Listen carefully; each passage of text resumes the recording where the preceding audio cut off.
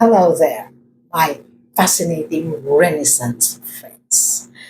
When people ask me, Malu, what is your secret of looking much younger than your real chronological age? Well, sometimes I answer with one word, and that word is peace. How come they'd say peace? You actually have peace, All around us are wars and rumors of wars. Okay? Well, of course, it seems that the latest, war in the Middle East seems to have been solved. Hopefully, we can have peace. But then again, how about the many successive earthquakes rocking my beloved country, Philippines. Okay? It started with the 7.2 magnitude in one of the three main islands in Mindanao, in Davao, followed by a 6 point something in the island of the Visayas, and then it's and then maybe a lower magnitude of 5 point something in the no, in the other island of Luzon, where of course I live, Luzon. And can you actually have peace when you hear this? And then the past 3 days we have been hearing in in our news stations that being ready for the big one. Yeah, if California has their big one, they're saying we have a big one here, and not just the Philippines per se, but exactly where our residence lies. Okay, the West Valley Fault in Marikina, which is really where I live. Okay, so how can you have peace, Miss Malu?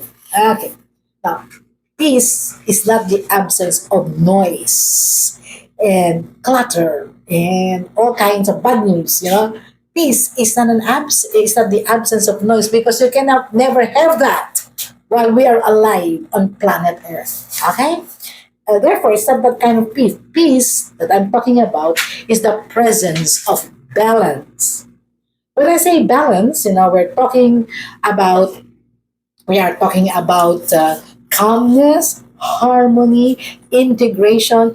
It's just like saying, in the last episode, it's not really denying, okay, our actual age, but it's delighting in what life still has to offer. So here, it's not denying that we have so many problems, so many concerns, so many things which upset us while living on planet Earth. Okay, that's not the kind of peace that we're talking about. We talk about the balance. It's how we live, how we align with our values. And let's talk about that much later. Okay, there's harmony regardless of what's happening outside. Okay, so where will this is a episode, therefore 140 in our eight point series on the science of agelessness. No? Okay. Modern science gives us a very sobering truth. Sobering. Maybe really it makes us think. Sobering truth. Right? Chronic stress doesn't just make us feel older, it actually makes us age faster. Not stress per se, okay? Because we all experience stress, but chronic stress, which means stress as a lifestyle. The moment we wake up until the time we sleep, there's stress. That's chronic stress.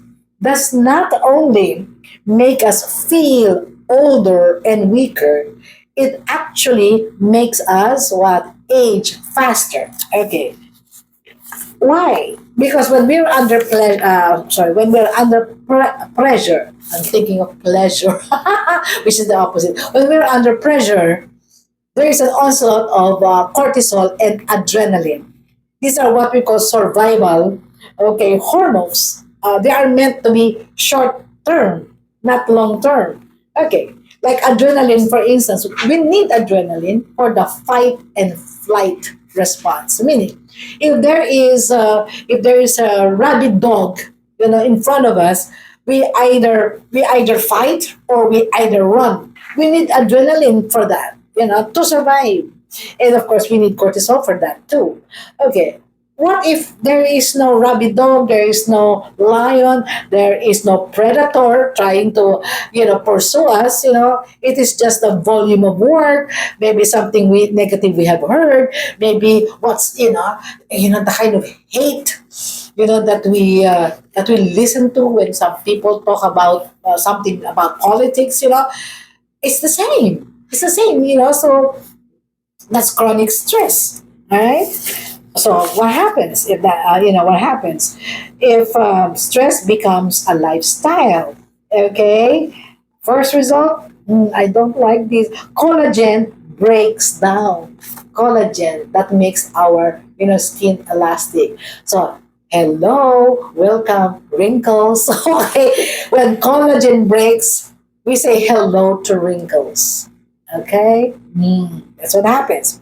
Again, sleep and digestion are disrupted. Okay, so insomnia, what is that? We toss and turn. We don't have restful sleep. We have indigestion. Okay, and we have inflammation, the saboteur of youth and health. Any form of inflammation will always cause disease. Okay. Mm. And deep within, okay, this is it. That is the scientific basis and cause of all of this. The telomeres. Remember the telomeres that we talked about first and second episode? They are the marker of longevity. What happens to the telomeres, the one that protects, the DNA strands, they become shorter.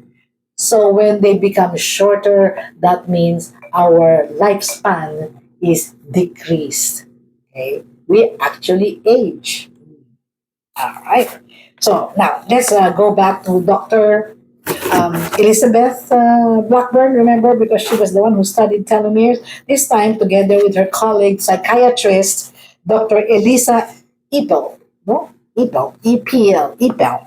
Epel. I think it's Epel. Okay, found that women under chronic stress had significantly shorter telomeres, making their cells biologically older by, tell me, can you guess?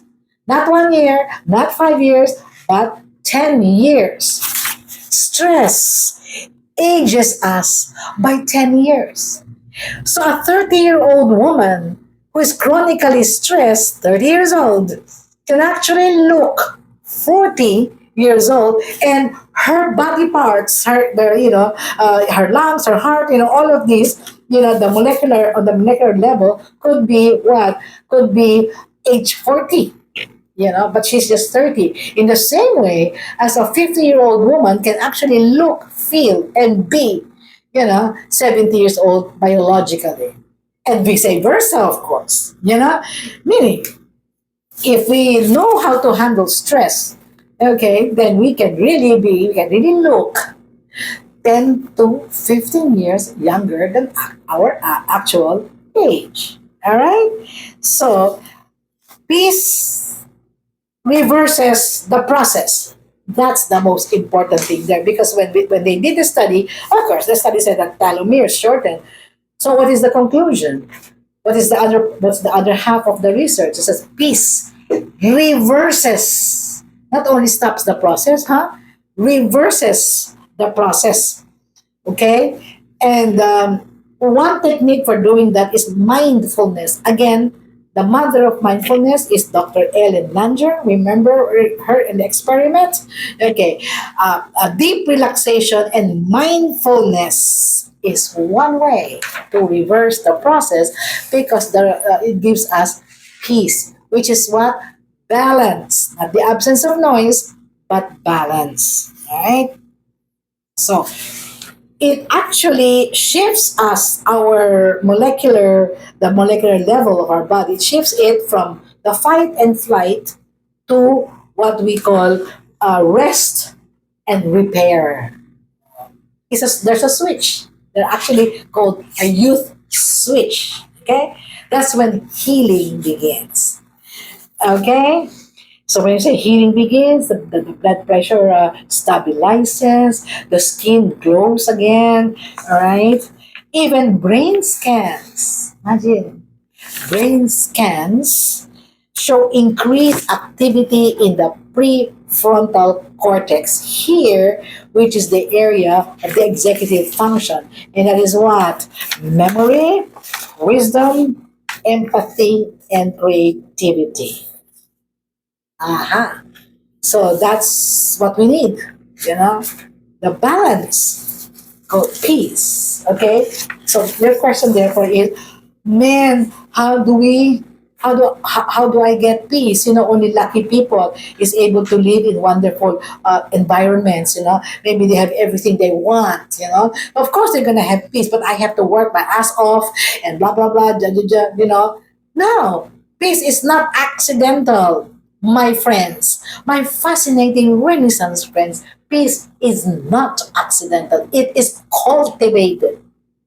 Cultivated. Okay, so it's an art of choosing serenity and creativity. Now, let me give you 5 ways to cultivate peace. Would you like that? So that we can be serene, okay, and so that we will be balanced. Okay, first one says here: pause before reacting, because the trigger is something outside of us, right? Somebody cuts us off, somebody insults us, there's an outside trigger.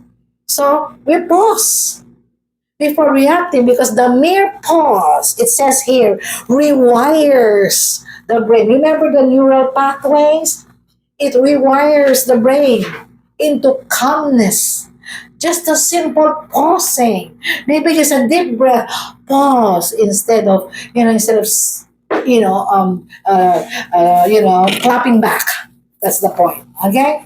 Second way is simplify. I like this. I do this all the time. Simplify.